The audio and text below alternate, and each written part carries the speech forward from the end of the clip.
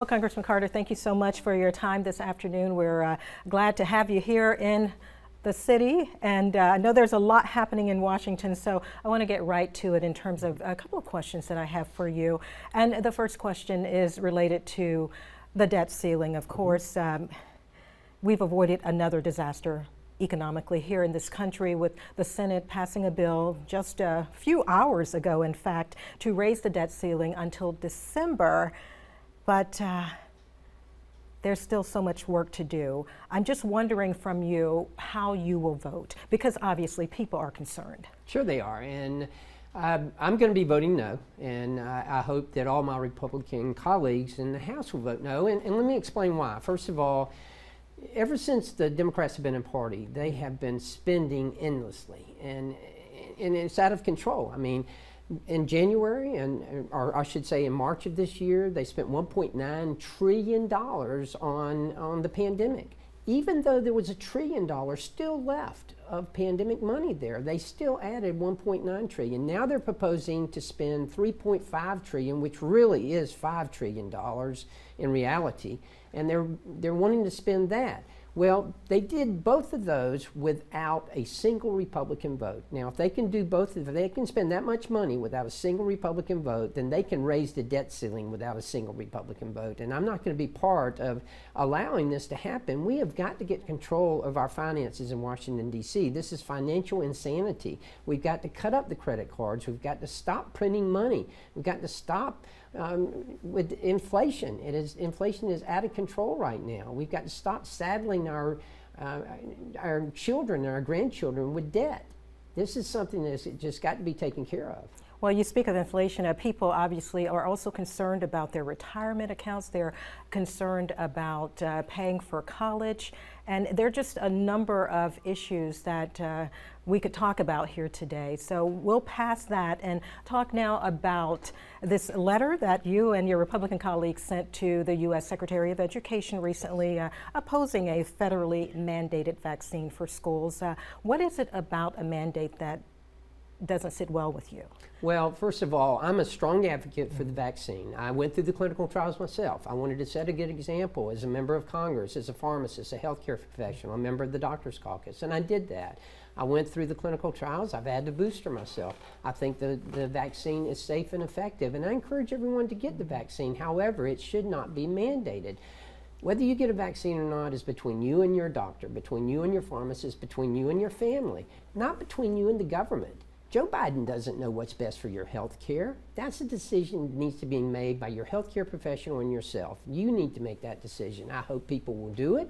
I think it is safe. I do think it is effective, and I know it's effective. But at the same time, it should not be mandated. Okay. Here in Chatham County, I'm not sure if you're aware about this, but this in the school system here, for instance, members of JROTC, athletes, cheerleaders as well, they now have to be tested weekly. What are your thoughts?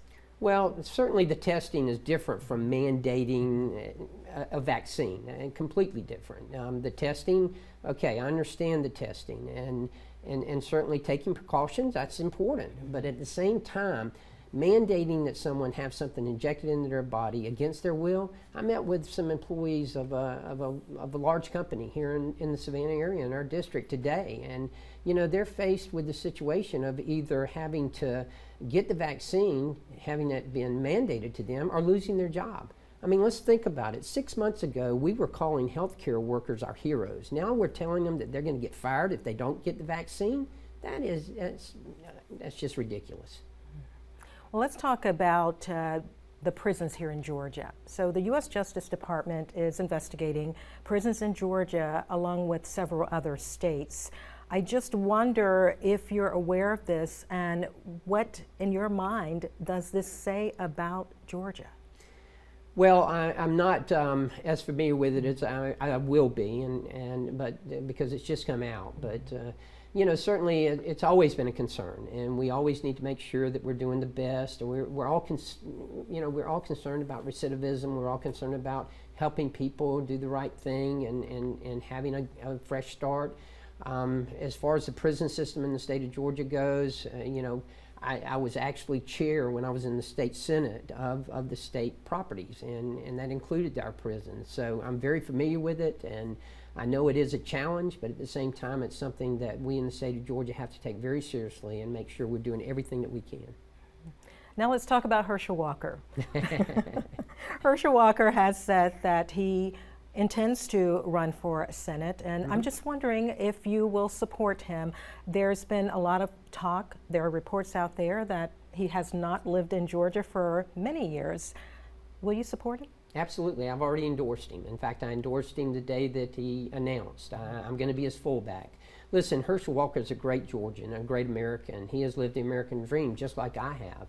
And Herschel Walker is going to win, and he's going to be a great senator for the state of Georgia. You know, Herschel doesn't have to be a healthcare expert. He doesn't have to be a foreign policy expert. He just needs to be Herschel.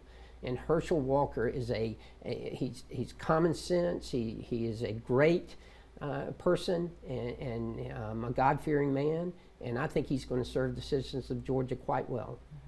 Congressman, is there anything coming through the pipeline for people here in the 1st District that they should know about? First, in terms of jobs or anything coming through the pipeline related to our ports? Well, certainly the Georgia ports continue to be the economic engine, not only of our area, not only of the state of Georgia, but of the Southeast United States. And we need to continue with that. And the investment that we're making in that continues, and especially investment in infrastructure. Now, keep in mind, there are 2 infrastructure bills that we're talking about that are being considered up in Washington right now. One is a $1.1 trillion bipartisan infrastructure bill that came from the Senate that has in it what I think most of us would consider to be infrastructure. That is roads and bridges and airports and seaports, broadband, you know, safe drinking water and wastewater, those type of things. However, the $3.5 trillion, the other socialist wish list, if you will, that is not your traditional infrastructure. Those are 2 completely different bills. The $1.1 trillion, about 56% of it goes toward what I just described as being traditional infrastructure. We all need infrastructure. Whether you're a Republican, Democrat, or Independent, we need infrastructure, and it should be something we should be able to achieve in a bipartisan fashion. Anything you'd like to add before we wrap up? I think that's it. Okay, thank you. Okay, thank you.